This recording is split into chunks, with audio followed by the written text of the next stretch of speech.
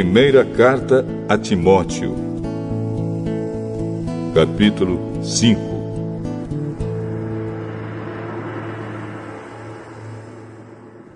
Não repreenda um homem mais velho, mas o aconselhe, como se ele fosse o seu pai. Trate os homens mais jovens como irmãos, as mulheres idosas como mães e as mulheres jovens como irmãs, com toda a pureza. Cuide das viúvas que não tenham ninguém para ajudá-las. Mas, se alguma viúva tem filhos ou netos, são eles que devem primeiro aprender a cumprir os seus deveres religiosos, cuidando da sua própria família. Assim eles pagarão o que receberam de seus pais e avós, pois Deus gosta disso. A verdadeira viúva, aquela que não tem ninguém para cuidar dela, põe a sua esperança em Deus e ora de dia e de noite, pedindo ajuda dele. Porém, a viúva que se entrega ao prazer está morta em vida. Timóteo, mande que as viúvas façam o que eu aconselho, para que ninguém possa culpá-las de nada. Porém, aquele que não cuida dos seus parentes, especialmente dos da sua própria família, negou a fé e é pior do que os que não creem. Coloque na lista das viúvas somente a que tiver mais de 60 anos e que tiver casado uma vez só. Ela deve ser conhecida como uma mulher que sempre praticou boas ações, criou bem os filhos, hospedou pessoas na sua casa, prestou serviços humildes aos que pertencem ao povo de Deus, ajudou os necessitados, enfim, fez todo tipo de coisas boas. Mas não ponha na lista as viúvas mais jovens, porque quando seus desejos fazem com que queiram casar de novo, elas abandonam a Cristo. E assim elas se tornam culpadas de quebrar a primeira promessa que fizeram a ele. Além disso, elas se acostumam a não fazer nada e a andar de casa em casa. E pior ainda, aprendem a ser mexeriqueiras, metendo-se em tudo e falando coisas que não devem. Por isso, eu quero que as viúvas mais novas casem, tenham filhos e cuidem da sua casa, para que os nossos inimigos não tenham motivos para falar mal de nós. Pois algumas viúvas já se desviaram e seguiram Satanás. Se alguma mulher cristã tem viúvas na sua família, ela deve ajudá-las. Que ela não ponha essa carga sobre a igreja, para que a igreja possa cuidar das viúvas que não tenham ninguém que as ajude. Os presbíteros que fazem um bom trabalho na igreja merecem pagamento em dobro, especialmente os que se esforçam na pregação do Evangelho e no ensino cristão. Pois as Escrituras Sagradas dizem: não amarre a boca do boi quando ele estiver pisando o trigo. E dizem ainda: o trabalhador merece o seu salário. Não aceite nenhuma acusação contra qualquer presbítero, a não ser que ela seja feita por 2 testemunhas, pelo menos. Repreenda publicamente os presbíteros que cometem pecados, para que os outros fiquem com medo. Na presença de Deus, de Cristo Jesus e dos santos anjos, eu peço e insisto no seguinte: em tudo que você fizer, obedeça a estas instruções, sem preconceito contra ninguém e sem favorecer nenhuma pessoa. Não tenha pressa de colocar as mãos sobre alguém para dedicá-lo ao serviço do Senhor. Não tome parte dos pecados dos outros. Conserve-se puro. Já que muitas vezes você tem ficado doente do estômago, não beba somente água, mas beba também um pouco de vinho. Os pecados de algumas pessoas podem ser vistos claramente antes mesmo delas serem julgadas. Mas os pecados de outras pessoas só são vistos depois. Assim também, as boas ações são vistas claramente. E mesmo aquelas que são difíceis de ver, não poderão ficar escondidas para sempre.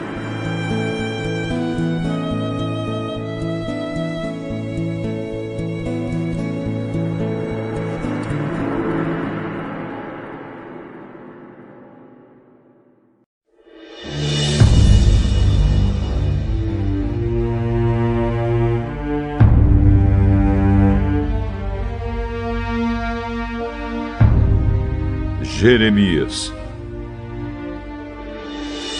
capítulo 1.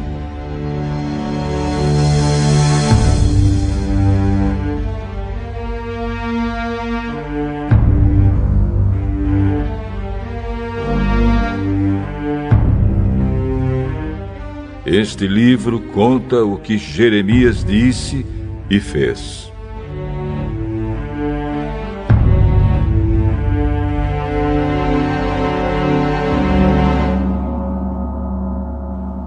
Jeremias era filho de Ilquias, um dos sacerdotes da cidade de Anatote, no território da tribo de Benjamim. Quando Josias, filho de Amon, estava no ano 13 do seu reinado em Judá, o Senhor Deus falou com Jeremias. E falou de novo quando Jeoaquim, filho de Josias, era rei. Depois disso, Deus falou com Jeremias muitas vezes, até o tempo em que o povo da cidade de Jerusalém foi levado como prisioneiro para fora da sua terra. Isso aconteceu no 5º mês do ano 11º do reinado de Zedequias, filho de Josias.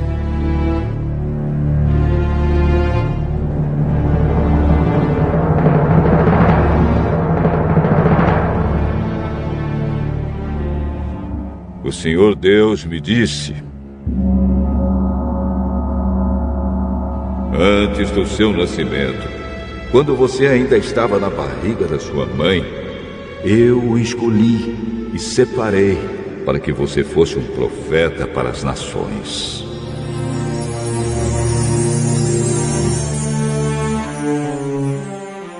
Então eu disse: ó Senhor meu Deus, eu não sei como falar, pois sou muito jovem.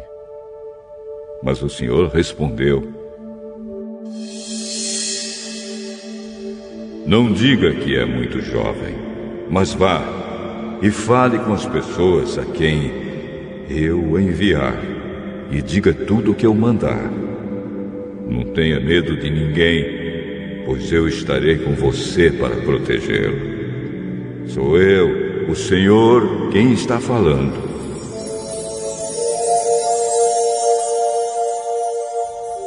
Aí o Senhor estendeu a mão, tocou nos meus lábios e disse: veja, eu estou lhe dando a mensagem que você deve anunciar.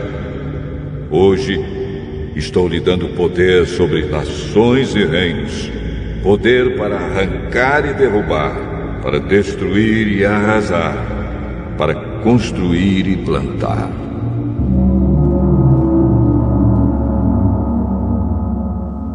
O Senhor me perguntou: o que é que você está vendo? Um galho de amendoeira, respondi. O Senhor me disse: você está certo. Eu também estou vigiando para que as minhas palavras se cumpram.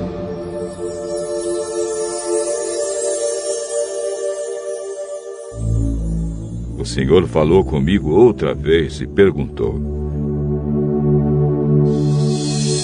o que mais você está vendo?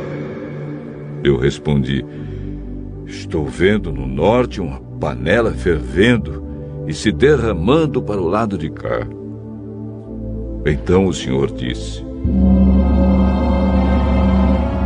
do norte virá a destruição, que se derramará em cima de todos os que vivem nesta terra.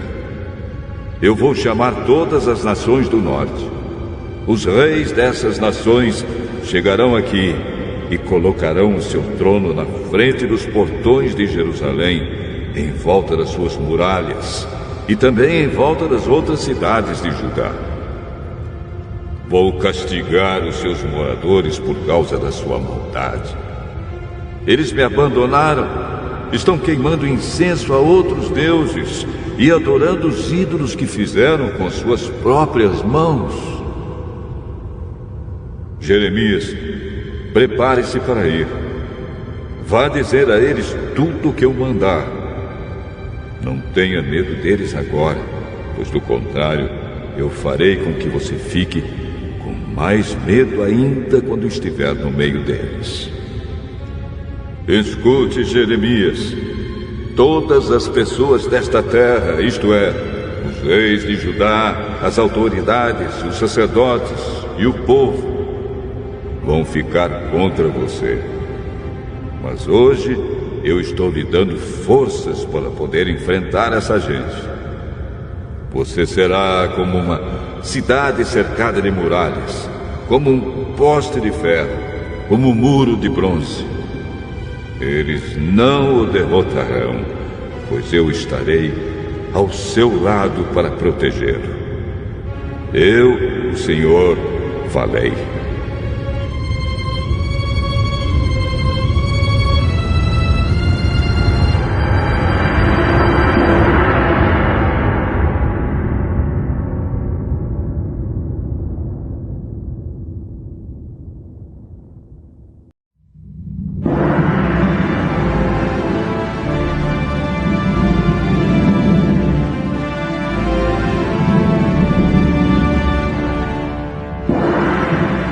Jeremias, capítulo 2.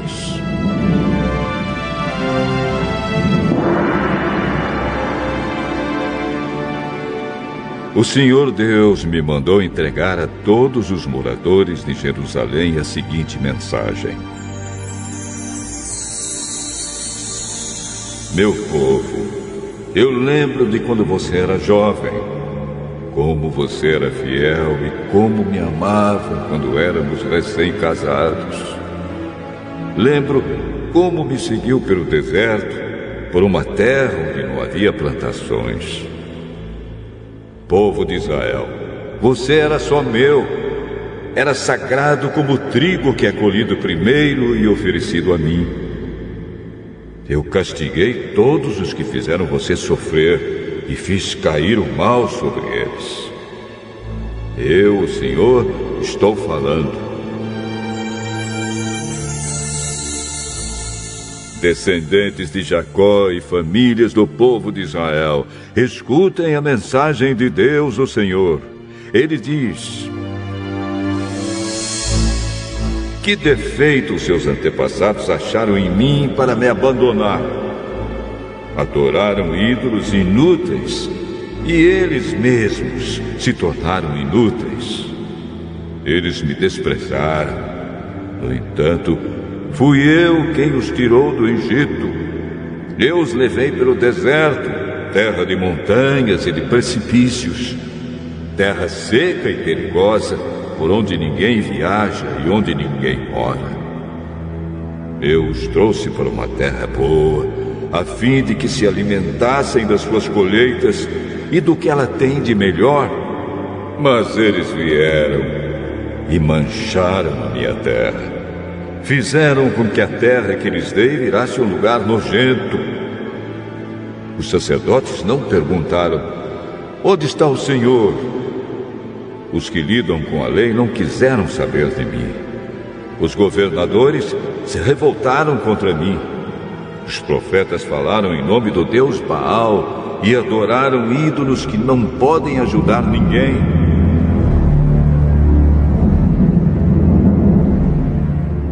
O Senhor Deus diz: assim eu vou novamente fazer uma acusação contra o meu povo. Vou apresentar a minha causa contra vocês e os seus descendentes. Sou eu, o Senhor, quem está falando. Vão até a ilha de Chipre, no oeste, e vejam. Mandem alguém a Quedar, no leste, e prestem bastante atenção, pois uma coisa como esta nunca aconteceu antes. Nenhuma outra nação trocou seus deuses por outros, que nem eram deuses de verdade. Mas o meu povo me trocou a mim, o seu Deus glorioso, por deuses que não podem ajudá-los. Por isso eu, o Senhor, vou mandar que o céu trema de horror e que fique cheio de pavor e de espanto. O meu povo cometeu 2 pecados. Eles abandonaram a mim, a fonte de água fresca, e cavaram cisternas rachadas que deixam vazar a água da chuva. O Senhor Deus diz: o povo de Israel não é escravo, nem nasceu escravo. Então por que os seus inimigos o escravizam?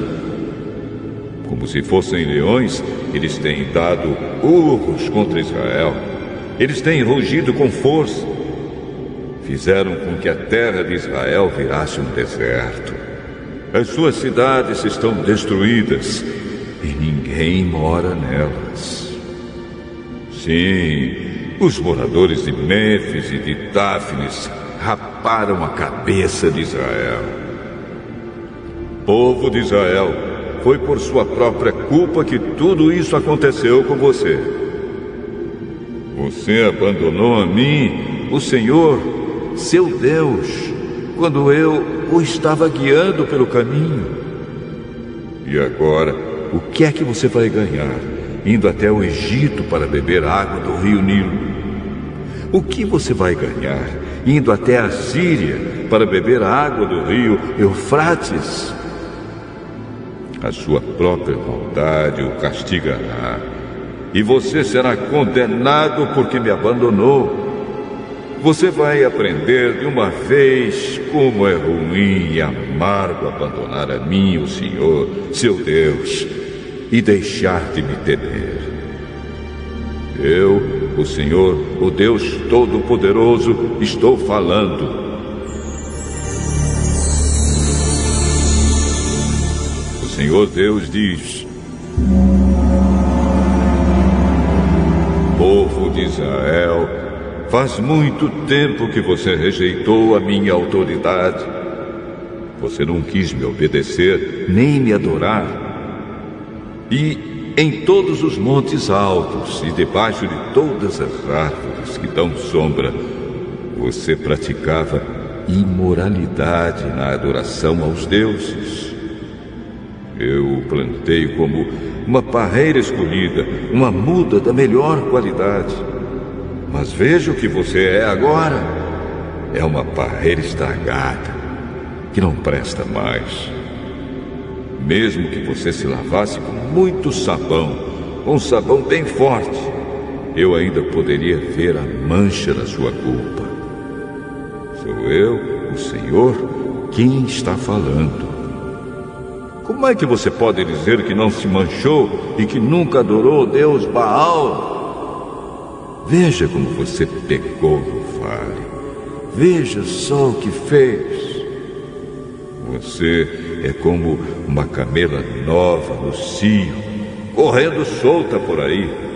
É como uma jumenta selvagem do deserto quando está no cio. Quem a pode impedir de satisfazer o seu desejo? O macho que a quer não precisa procurá-la. Ela sempre pode ser encontrada na época do cruzamento. Povo de Israel, cuidado para que os seus pés não se machuquem de tanto você andar atrás de outros deuses. Cuidado para que a sua garganta não fique seca. Mas você diz: não adianta. Eu me apaixonei por deuses estrangeiros e vou atrás deles.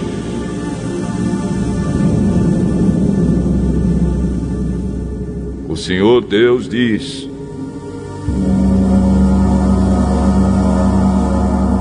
Como o ladrão fica envergonhado quando é pego, assim o povo de Israel passará vergonha. Todos vocês, os seus reis e príncipes, os seus sacerdotes e profetas. Passarão vergonha todos aqueles que dizem a um pedaço de madeira: você é o meu pai. E a uma pedra: você é a minha mãe. Isso vai acontecer porque vocês me viraram as costas, em vez de virarem o rosto para o meu lado. No entanto, quando estão em dificuldades, vocês vêm me pedir que os salve. Onde estão os deuses que vocês fizeram para vocês mesmos? Quando vocês estão em dificuldades, que eles os salvem, se é que podem. Judá, os seus deuses são tantos quanto as suas cidades. Eu, Senhor, pergunto: qual é a queixa que vocês têm de mim? Vocês todos se revoltaram contra mim. Eu os castiguei, porém isso não adiantou nada. Vocês não quiseram aprender a lição. Como um leão furioso, vocês mataram os seus próprios profetas. Todos vocês, prestem muita atenção no que estou dizendo. Povo de Israel, será que eu tenho sido para vocês como um deserto, como uma terra perigosa? Então, por que é que vocês dizem que vão fazer o que quiserem e que não voltarão mais para mim? Por acaso, uma jovem esquece as suas joias? Ou uma noiva esquece o seu véu? Mas o meu povo esqueceu de mim por tantos dias que nem dá para contar. Vocês sabem muito bem como andar atrás dos amantes, e até as prostitutas podem aprender isso com vocês. As roupas de vocês estão manchadas com o sangue de pobres e inocentes que nunca assaltaram as suas casas. Mas, apesar de tudo isso, o meu povo diz: eu estou inocente. Certamente o Senhor Deus não está mais irado comigo. Mas eu, o Senhor, o castigarei, porque você diz que não pecou. Por que você muda assim para pior, sem mais nem menos? Como você ficou desiludido com a Síria, também ficará desiludido com o Egito. Você vai voltar também do Egito de cabeça baixa, envergonhado. Eu, o Senhor, rejeitei aqueles em quem você confia. Você não vai ganhar nada ficando com eles.